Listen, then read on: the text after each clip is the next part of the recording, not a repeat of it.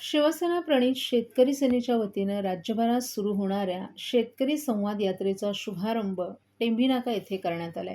मुख्यमंत्री एकनाथ शिंदे यांनी श्रीफळ वाढवून या संवाद यात्रेला भगवा झेंडा दाखवला. या यात्रेच्या माध्यमातून शिवसेना शेतकरी सेनेचे पदाधिकारी प्रत्यक्ष शेतकऱ्यांच्या बांधांवर जाऊन त्यांचे प्रश्न जाणून घेणार आहेत. त्यातील काही प्रश्नांचं जागच्या जागी निराकरण करण्यात येईल. तसंच गरज पडल्यास मुख्यमंत्री स्वतः ऑनलाईन त्या शेतकऱ्यांशी थेट संवाद साधून त्यांचे प्रश्न तातडीनं सोडवण्यासाठी पुढाकार घेतील. आजपासूनच ही यात्रा सुरू होणार असून राज्याच्या वेगवेगळ्या जिल्ह्यात जाऊन शेतकऱ्यांशी थेट संवाद साधणार आहेत. यावेळी प्रामुख्याने त्यांना भेडसावणारे प्रश्न समजून घेणं, शेतकऱ्यांसाठी असलेल्या विविध शासकीय योजनांची त्यांना थेट माहिती देणं, त्यांना त्या योजनांचे लाभ मिळवून देणं, तसंच वेगवेगळ्या पद्धतीचा अवलंब करून फायद्याची शेती करणाऱ्या प्रगतशील शेतकऱ्यांशी त्यांचा थेट संवाद साधून त्यांना नाविन्यपूर्ण शेतीबाबत अवगत केलं जाणार आहे. या यात्रेच्या माध्यमातून शेतकरी आणि शासन यांच्यात थेट संवाद साधणं शक्य होणार असून मुख्यमंत्री स्वतः या यात्रेकडे प्राथमिकता देऊन त्याकडे लक्ष देणार आहेत. एकीकडे राज्यात यंदा कमी पाऊस पडल्यानं शेतकऱ्यांपुढे अनेक प्रश्न आत्तापासूनच आवासून उभे आहेत. अशात शासनानं शेतकरी बांधवांकडे लक्ष असून त्यांचे प्रश्न जाणून ते सोडवण्याबाबत शासन सकारात्मक असल्याचा संदेश या माध्यमातून सर्वसामान्य शेतकऱ्यांपर्यंत पोहोचवण्याचा शिवसेनेचा हा प्रामाणिक प्रयत्न आहे.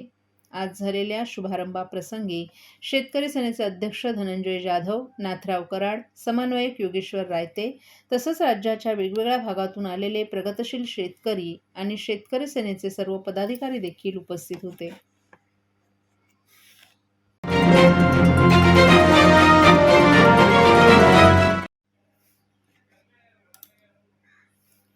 अनंत चतुर्दशीला ठाणे महापालिका क्षेत्रातील विसर्जन स्थळांवर एकूण 6,435 गणेश मूर्तींचं महापालिकेच्या सुव्यवस्थित नियोजनात विसर्जन संपन्न झाले.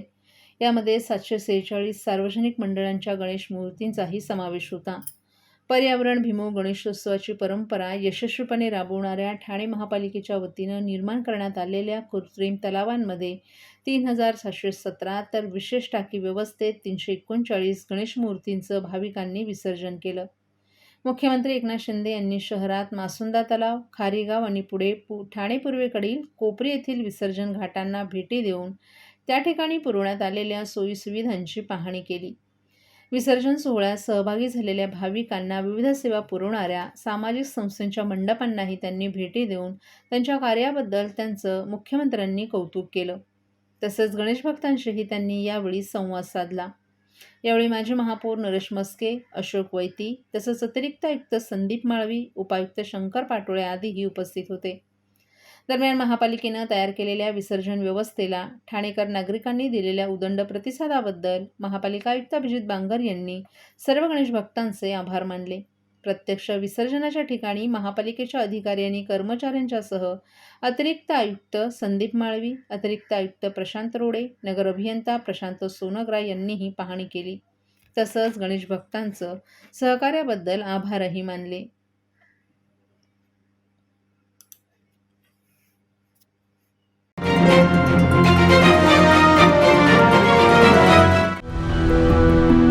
मैं घर घर जाके काम करती हूँ और मेरे हस्बैंड ऐसी बेलदारी मजदूरी करते हैं। पहले मैं टीके लगवाती थी, फिर ऐसा हुआ कि हम लोग काम करते थे, हमारा काम डाउन होने लगा, फिर हम गांव चले गए, फिर गांव से आए तो हम दोनों काम में बिजी हो गए। एनम दीदी हमारे एक दिन घर आई, उन्होंने कहा कि मुझे कार्ड दिखाओ, फिर उन्होंने देखा उसमें कुछ टीके छूटे पड़े। आस पड़ोस में जितने भी बच्चे हैं उनके घर पर गए, उनकी मम्मी पापा से बोले जो बच्चे छूट गए हों वो बच्चे अपना टीका लगवा लें। अब हम लोग सारी लेडीज मिलकर बच्चों का टीका लगवा के आए। हम तो भूल गए थे कि हमारे बच्चे का टीका नहीं लगा, लेकिन सरकार नहीं भूली, हमारे दरवाजे पर आए और टीका लगाया। मिशन इंद्रधनुष।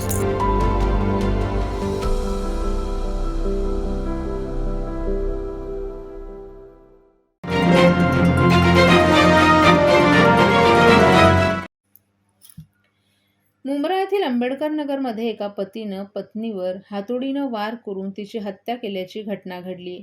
पोलिसांकडून मिळालेल्या माहितीनुसार कौटुंबिक वादातून ही हत्या करण्यात आली आहे. मुंब्रा येथील आंबेडकर नगर येथे 30 वर्षीय जरीन अन्सारी ही मुलगी आणि एका मुलासह तिची सासू आणि पती विजय उर्फ समीर कमलनाथ मिश्रा यांच्यासोबत राहत होती. ज्याने धर्मपरिवर्तन करून हिंदूतून तो मुस्लिम झाला होता. तो भिवंडीत पत्नीपासून वेगळा राहत होता. आज अचानक तो पत्नीला मारण्याच्या तयारीत आला आणि त्याने जरीनवर हातोड्यानं हल्ला केला. तिला वाचवण्यासाठी आलेल्या सासूवरही त्यानं हल्ला केला आणि मोठ्या मुलीवरही हल्ला केला. जरीन या हल्ल्यात मृत्युमुखी पडली आहे.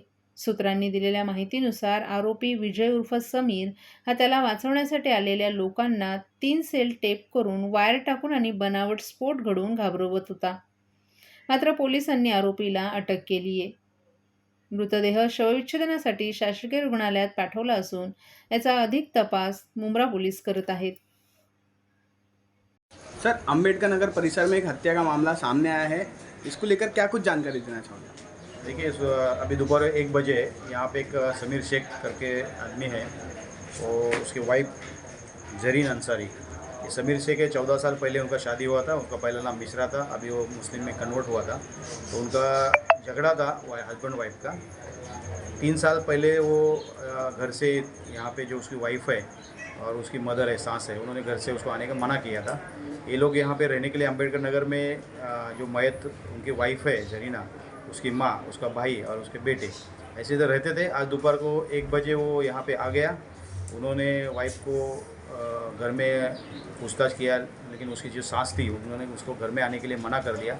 उसी गुस्से में उसने एक उसके पास हथौड़ा था, वो वेल्डिंग का काम करता है, वो हथौड़ा से उसके वाइफ के सर पे मारा. तो उसको बहुत ज़्यादा खून बह के उसमें इंजरी हुए है और उसके सास को भी लगा है. उसको हॉस्पिटल भेजा है और जो जरीना है उसकी डेथ हो गई है. सर, ये आरोपी कहाँ का रहने वाला है? ये आरोपी कालेर भिवंडी का रहने वाला है. उसके माँ बाप उधर के हैं और वो इनका शादी करने के बाद वो मुंब्रा में रहता था. उनकी जो बड़ी बेटी है शायद उसको भी मार लगी हाँ, है। छोटी बेटी है, उनको भी थोड़ा लगा है यहाँ पे, क्योंकि घर में वो सब लोग थे तो वो हाथापाई में उनको भी लगा है और आरोपी को हम लोगों ने ताबे में लिया है. सर, आरोपी का बैकग्राउंड वगैरह? अभी ताबे में लिया है, पूछताछ करने के बाद आपको बैकग्राउंड से बता देंगे. Thank you sir.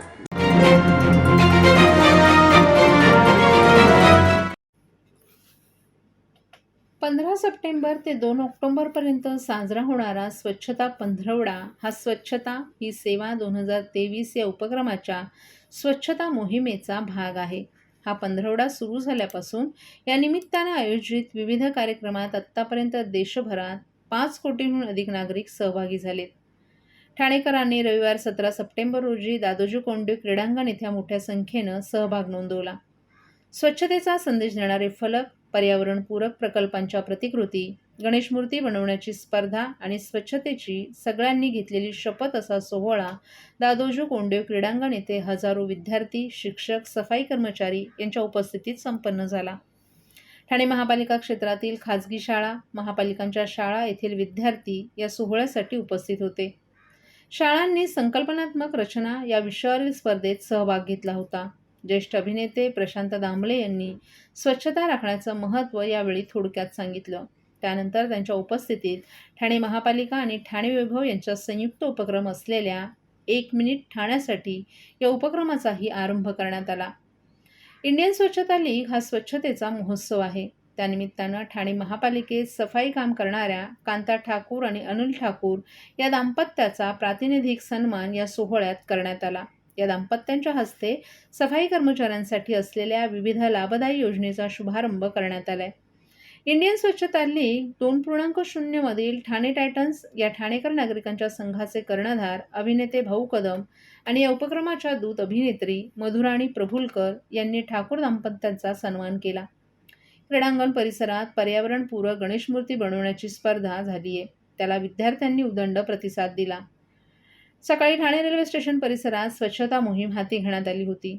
तसंच ठाणे महापालिका आणि आम्ही सायकल प्रेमी यांच्या वतीनं सायकल रॅलीचंही आयोजन करण्यात आलं होतं. त्याचबरोबर शेकडो ठाणेकरांनी इंडियन स्वच्छता लीग 2.0 या उपक्रमासाठी शनिवारी कोपरी ते कळवा परिसरातील कांदळवन आणि पारसिक हिल येथे श्रमदान केलं. कोपरी मिठबंदर रोड येथील गणेश विसर्जन घाट आणि पारसिक टेकडी येथे शनिवारी सकाळी स्वच्छता मोहीमही राबवण्यात आली आहे. तर सायंकाळी स्वच्छतेचा संदेश देणारे फ्लॅश मॉबही काढण्यात आला.